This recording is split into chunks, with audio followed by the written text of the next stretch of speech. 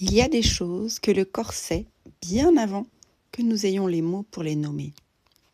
Pendant des années, j'ai marché avec le vivant, avec les plantes, avec les cycles, avec cette sensation très simple que la vie avait une intelligence propre.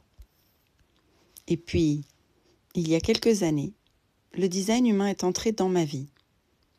Je n'ai pas eu l'impression d'apprendre quelque chose de nouveau.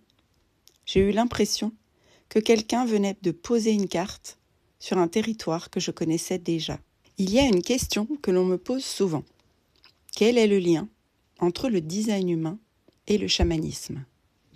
Parce qu'à première vue, ces deux voies semblent venir de mondes totalement différents. Le chamanisme est ancien, il passe par la terre, les plantes, les rites, le corps.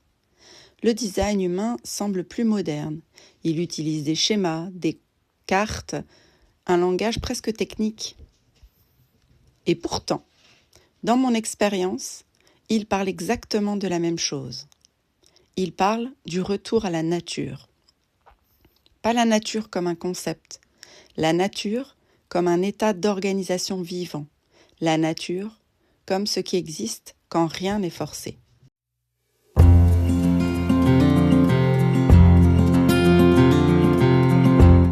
Pour moi, le design humain est une écologie de l'être et le chamanisme est une écologie du vivant. Les deux observent les lois naturelles qui organisent la vie. Le chamanisme observe ces lois dans le vent, dans les plantes, dans les cycles, dans les saisons et dans les corps. Le design humain observe ces lois dans la circulation de l'énergie humaine. Mais le mouvement est le même. Il ne s'agit pas de devenir quelqu'un d'autre, il s'agit de cesser d'être ce que nous ne sommes pas. Ni le chamanisme, ni le design humain ne cherchent à améliorer l'humain. Ils cherchent à le désapprendre, à retirer les couches, à retrouver l'ordre naturel qui était déjà là. Le chamanisme dit « retourne à ta place dans le vivant ». Le design humain dit « retourne à ta fréquence originelle ». Mais c'est le même geste. Dans ma posture, la nature n'est pas un décor. Elle est un principe d'organisation. Les plantes ont un rythme propre, elles ne fleurissent pas en permanence. Les saisons ont une intelligence. Elles savent quand ouvrir, quand retirer, quand transformer. Et les corps aussi ont une signature. Ils savent quand c'est juste, quand ça force. Ils savent quand quelque chose ne leur appartient pas. Le design humain ne fait rien d'autre que révéler cela. Il ne crée rien, il observe. Il observe la manière unique dont la vie circule en chacun. Il observe le rythme naturel de ton énergie, ta manière naturelle de décider, ta manière naturelle d'interagir avec le monde. C'est une cartographie de la nature humaine. On pourrait croire que le design humain est moderne, puisqu'il a été créé en 1987. Mais en réalité, il est ancestral. Il utilise un langage contemporain, oui, mais ce qu'il décrit est très ancien. Il décrit le fait que chaque être humain a une nature propre et que la souffrance apparaît quand nous nous coupons de cette nature. C'est exactement ce que disent les traditions chamaniques depuis toujours. Dans le chamanisme, la maladie n'est pas vue comme un dysfonctionnement à corriger. Elle est vue comme une perte de relation. Une perte de relation avec le vivant, une perte de relation avec le corps, une perte de relation avec l'âme. Et la guérison n'est pas une réparation, c'est un retour. Le design humain dit la même chose.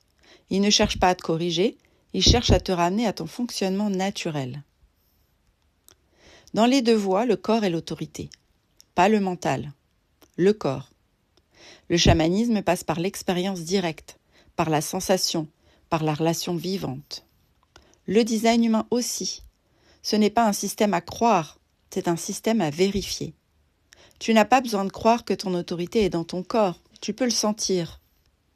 Tu peux observer ce qui se passe quand tu respectes ton rythme et ce qui se passe quand tu le forces.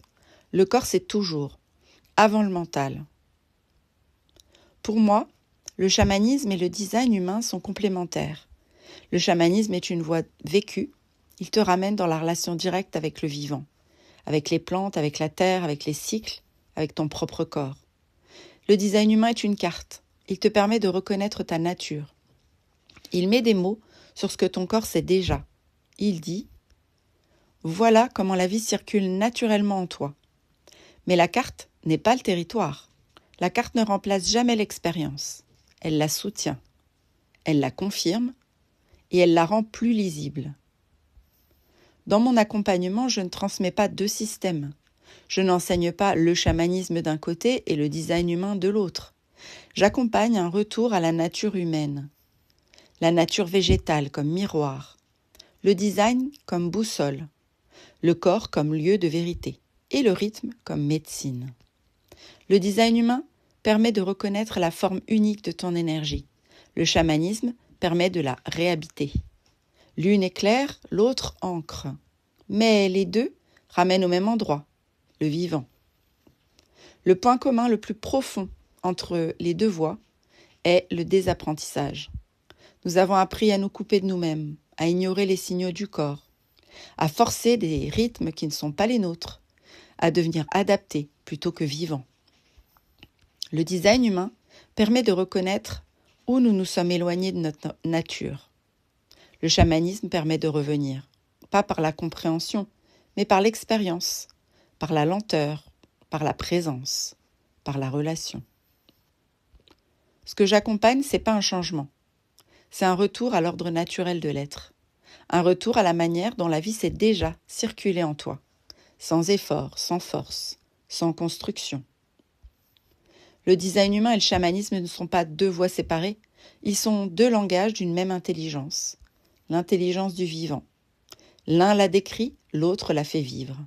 Mais les deux te ramènent au même endroit, ton corps, ta nature, et l'endroit en toi qui n'a jamais été perdu, seulement recouvert.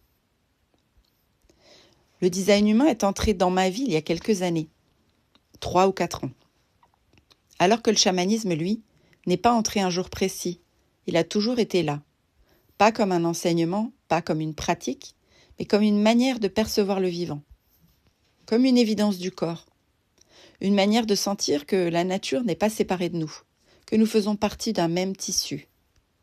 Quand le design humain est arrivé, je n'ai pas eu l'impression d'apprendre quelque chose de nouveau. J'ai eu l'impression que quelque chose que je vivais déjà recevait enfin un langage. Le chamanisme ne m'a pas appris à devenir quelqu'un. Il m'a appris à écouter les plantes, les cycles, les silences, les corps.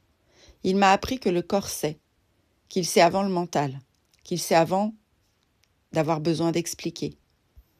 Il m'a appris que la vie circule selon les lois naturelles et que la souffrance apparaît quand nous nous coupons de ces lois, pas par erreur mais par oubli. Et quand j'ai découvert le design humain, quelque chose en moi a reconnu immédiatement. Pas compris, reconnu. Parce que le design humain dit exactement la même chose.